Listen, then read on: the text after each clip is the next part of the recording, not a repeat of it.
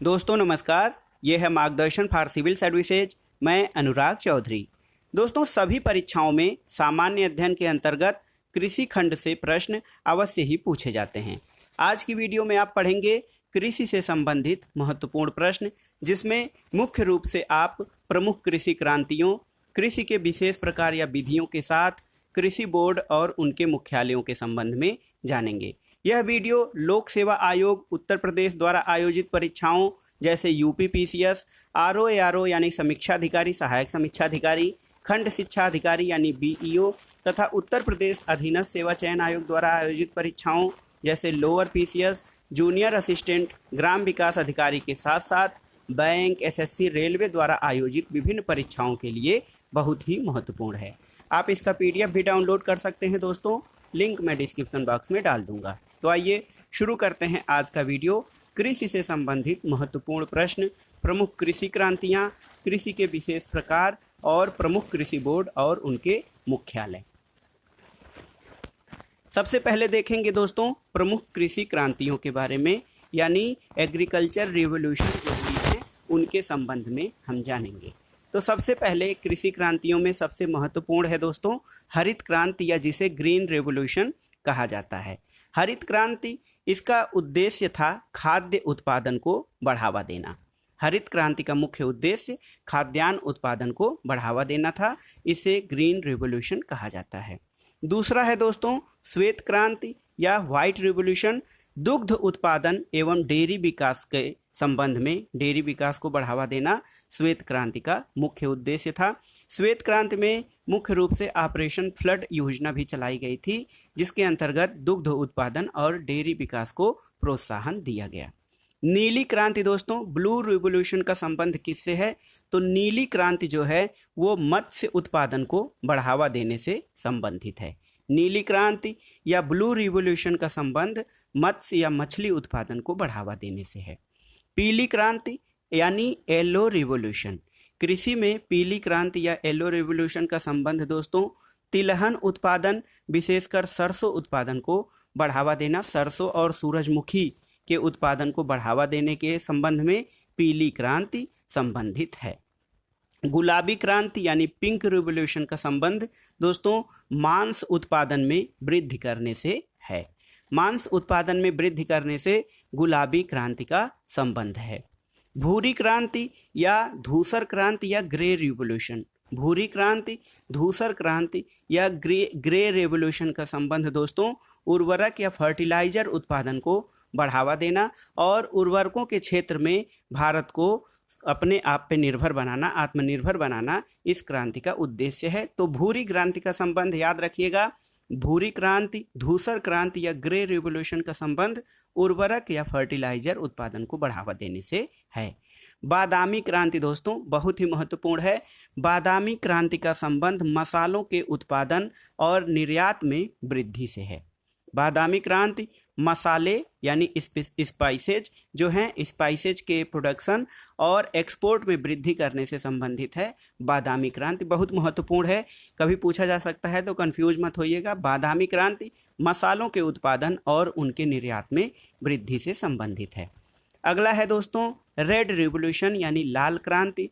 तो लाल क्रांति टमाटर उत्पादन को बढ़ावा देने के लिए लाल क्रांति है, यानी लाल क्रांति का संबंध दोस्तों टमाटर उत्पादन को बढ़ावा देने से है। एक महत्वपूर्ण रिवॉल्यूशन है दोस्तों गोल क्रांति। तो गोल क्रांति या राउंड रिवॉल्यूशन का संबंध आलू उत्पादन में वृद्धि से है। गोल क्रांति का संबंध आलू उत्पादन में वृद्धि से है, इंपॉर्टेंट है। गोल क्रांति अंडा उत्पादन से नहीं है, अंडा भी गोल होता है, तो इसलिए आप कंफ्यूज मत होइएगा। गोल क्रांति आलू उत्पादन में वृद्धि से है, जबकि रजत क्रांति या सिल्वर रिवॉल्यूशन अंडा उत्पादन में वृद्धि एवं उसके बढ़ावा देने से संबंधित है। इंपॉर्टेंट है दोस्तों, गोल क्रांति आलू उत्पादन के लिए, जबकि रजत क्रांति या सिल्वर रिवॉल्यूशन अंडा उत्पादन में वृद्धि और बढ़ावा देने से संबंधित है। गुलाबी क्रांति, गुलाबी क्रांति आपने देखा था कि मांस उत्पादन से संबंधित था। पिंक रिवॉल्यूशन, तो पिंक रिवॉल्यूशन को इंडिया के कॉन्टेक्स्ट में दोस्तों मांस उत्पादन से संबंधित माना जाता है, लेकिन गुलाबी क्रांति का संबंध प्याज और झींगा उत्पादन से भी है। गुलाबी क्रांति का संबंध प्याज और झींगा उत्पादन से भी है दोस्तों, गुलाबी क्रांति का संबंध। इंद्रधनुषी क्रांति, इंद्रधनुषी क्रांति में सभी क्रांतियां, हरित क्रांति, लाल क्रांति, पीली क्रांति, नीली क्रांति, गुलाबी और धूसर क्रांतियां सम्मिलित होती हैं और इंद्रधनुषी क्रांति का संबंध कृषि के संपूर्ण विकास और सभी क्रांतियों के सम्मिलित रूप से विकास के लिए इंद्रधनुषी क्रांति संबंधित है। द्वितीय हरित क्रांति या सेकेंड ग्रीन रिवॉल्यूशन का संबंध दोस्तों कृषि के समावेशी विकास से है। द्वितीय हरित क्रांति कृषि के समावेशी विकास से संबंधित है। एक है गोल्डन रिवॉल्यूशन यानी सुनहरी क्रांति। सुनहरी क्रांति का संबंध किससे है? तो सुनहरी क्रांति का संबंध बागवानी उत्पादन, मुख्य रूप से सेब और शहद उत्पादन, बागवानी फलों के उत्पादन मुख्य रूप से सेब यानी एप्पल और शहद यानी हनी प्रोडक्शन जो होता है उससे संबंधित है आपकी सुनहरी क्रांति या गोल्डन रिवॉल्यूशन। इंपॉर्टेंट है दोस्तों, याद रखिएगा ग्रीन रिवॉल्यूशन का संबंध बागवानी फलों के उत्पादन मुख्य रूप से सेब और इसके साथ साथ शहद उत्पादन से है। अब आइए देखते हैं एक महत्वपूर्ण सदाबहार क्रांति या एवरग्रीन रिवॉल्यूशन। हमने पढ़ा green revolution, second green revolution और एक महत्वपूर्ण क्रांति है कृषि से संबंधित सदाबहार क्रांति या एवरग्रीन रिवॉल्यूशन। इसमें देश को खाद्यान्न में आत्मनिर्भर बनाने का उद्देश्य है। सदाबहार क्रांति का उद्देश्य देश को खाद्यान्न में आत्मनिर्भर बनाना है। इसमें विशेष रूप से मिट्टी का परीक्षण किया जाता है, किसानों को ऋण उपलब्ध कराया जाता है। इसके साथ साथ उर्वरक, कीटनाशक के साथ कृषि शोध को बढ़ावा दिया जाता है ताकि देश में कृषि उत्पादन को बढ़ावा दिया जा सके और खाद्यान्न के क्षेत्र में भारत को आत्मनिर्भर बनाया जा सके। तो आपने देखा प्रमुख कृषि क्रांतियां और उनका क्षेत्र यानी वो किससे संबंधित है। अब आइए देखते हैं कृषि के प्रकार या विशेष विधियां।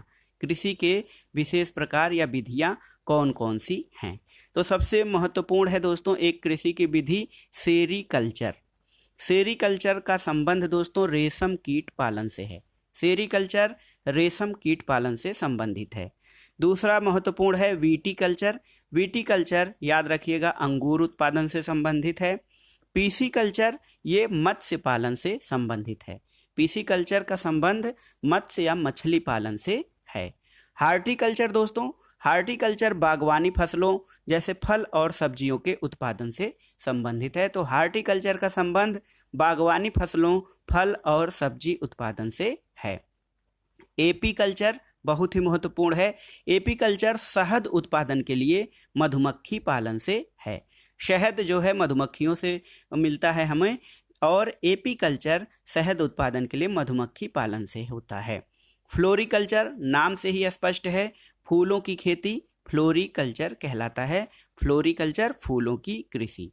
ओलिविकल्चर दोस्तों, ओलिव से अर्थ होता है जैतून, ओलिव का अर्थ जैतून है। ओलिविकल्चर का संबंध जैतून की कृषि से होता है। वर्मीकल्चर, तो वर्मीकल्चर कृषि उत्पादन में वृद्धि के लिए केंचुआ पालन से संबंधित है। केंचुए किसानों के मित्र कहे जाते हैं और ये अपने बीट द्वारा या अपने मल द्वारा भूमि को उर्वरा शक्ति प्रदान करते हैं और उसको उपजाऊ बनाते हैं। तो वर्मीकल्चर कृषि उत्पादन में वृद्धि के लिए केंचुआ पालन के लिए वर्मीकल्चर कृषि का प्रकार है। सिल्वीकल्चर जो दोस्तों खेती है, सिल्वीकल्चर की कृषि ये किससे है? तो ये वनों के संरक्षण संवर्धन की क्रिया से संबंधित है। सिल्वीकल्चर, सिल्वीकल्चर का संबंध वन यानी फॉरेस्ट के कंजर्वेशन और उनके बढ़ोतरी करने से संबंधित है। मोरीकल्चर इंपॉर्टेंट है। मोरीकल्चर का संबंध रेशम कीट के लिए शहतूत की कृषि से संबंधित है। मोरीकल्चर आपने देखा सेरीकल्चर जो होता है वो रेशम कीट पालन से संबंधित है, लेकिन मोरीकल्चर रेशम कीट पालन के लिए शहतूत की कृषि, क्योंकि रेशम का जो कीट होता है वो शहतूत की पत्तियां खाता है। तो सेरीकल्चर का संबंध रेशम कीट पालन से है, जबकि याद रखिएगा मोरीकल्चर रेशम कीट के लिए शहतूत की कृषि से संबंधित है। ओलेरीकल्चर दोस्तों बहुत ही महत्वपूर्ण है। ओलेरीकल्चर साग सब्जियों की खेती से संबंधित है। ओलेरीकल्चर। एरोपोनिक्स, एरोपोनिक्स या एरोपोर्ट्रिक एरोपोनिक्स या एरोपोटिक हवा में पौधों को उगाने से संबंधित है दोस्तों, एरोपोनिक्स या एरोपोट्रिक। एक महत्वपूर्ण कृषि है हाइड्रोपोनिक्स। तो हाइड्रोपोनिक्स का संबंध जल में पौधों को उगाने से है, जैसे सिंघाड़ा की खेती हो गई तो वो हाइड्रोपोनिक्स के अंतर्गत आती है, जिसमें जल में पौधों को उगाया जाता है। पोमोलॉजी या पोमोकल्चर क्या है? तो पोमोलॉजी फलों का विज्ञान कहा जाता है। पोमोकल्चर के अंतर्गत फलों के उत्पादन का अध्ययन किया जाता है और पोमोलॉजी में दोस्तों फल विज्ञान का अध्ययन शामिल होता है। अब आइए देखते हैं प्रमुख कृषि बोर्ड और मुख्यालय। तो कृषि बोर्डों की स्थापना दोस्तों कृषि उत्पादों या विशेष कृषि उत्पादों के उत्पादन, निर्यात, संवर्धन के लिए इन बोर्डों की स्थापना हुई है और इसमें यहाँ पे मुख्य रूप से विभिन्न फसलों से संबंधित जो बोर्ड हैं वो विशेषीकृत बोर्ड हैं, जिनसे उस फसल के लिए किसानों को मुख्य रूप से जानकारी दी जाती है, शोध कार्य किए जाते हैं, उत्पादन कैसे बढ़ाया जाए उसके संबंध में और उन उत्पादों के निर्यात से संबंधित विभिन्न प्रकार की योजनाएं भी चलाई जाती हैं। तो आइए देखते हैं प्रमुख कृषि बोर्ड और उनसे संबंधित मुख्यालय कौन कौन से हैं। तो पहला है कॉफी बोर्ड। कॉफी बोर्ड का मुख्यालय दोस्तों बेंगलुरु कर्नाटक में स्थित है। Rubber board. रबर बोर्ड का मुख्यालय कोट्टायम केरल में है। कॉफी बोर्ड बेंगलुरु में, रबर बोर्ड कोट्टायम केरल में है। जबकि चाय बोर्ड दोस्तों कोलकाता में, इसका मुख्यालय है पश्चिम बंगाल राज्य में स्थित है। तो चाय बोर्ड का मुख्यालय कोलकाता में है। तंबाकू बोर्ड गुंटूर आंध्र प्रदेश में स्थित है। तंबाकू बोर्ड का हेडक्वार्टर या मुख्यालय दोस्तों गुंटूर आंध्र प्रदेश में स्थित है। मसाला बोर्ड कोच्चि केरल में। तो याद रखिएगा केरल में आपके दो बोर्ड हैं। रबर बोर्ड केरल में है जो कि कोट्टायम में है। मसाला बोर्ड भी कोच्चि केरल में स्थित है। तो रबर बोर्ड केरल में है और मसाला बोर्ड केरल में है, लेकिन रबर बोर्ड का मुख्यालय कोट्टायम केरल है, मसाला बोर्ड कोच्चि केरल में स्थित है। अगला है दोस्तों केंद्रीय रेशम बोर्ड। केंद्रीय रेशम बोर्ड बेंगलुरु कर्नाटक में है। कॉफी बोर्ड और केंद्रीय रेशम बोर्ड दोनों के मुख्यालय बेंगलुरु कर्नाटक में स्थित हैं। अब आइए देखते हैं भारतीय अंगूर प्रसंस्करण बोर्ड। भारतीय अंगूर प्रसंस्करण बोर्ड दोस्तों पुणे महाराष्ट्र में स्थित है। इसके अलावा राष्ट्रीय मांस एवं पोल्ट्री बोर्ड, राष्ट्रीय मांस एवं पोल्ट्री बोर्ड ये दिल्ली में स्थित है। भारतीय अंगूर प्रसंस्करण बोर्ड पुणे महाराष्ट्र में स्थित है।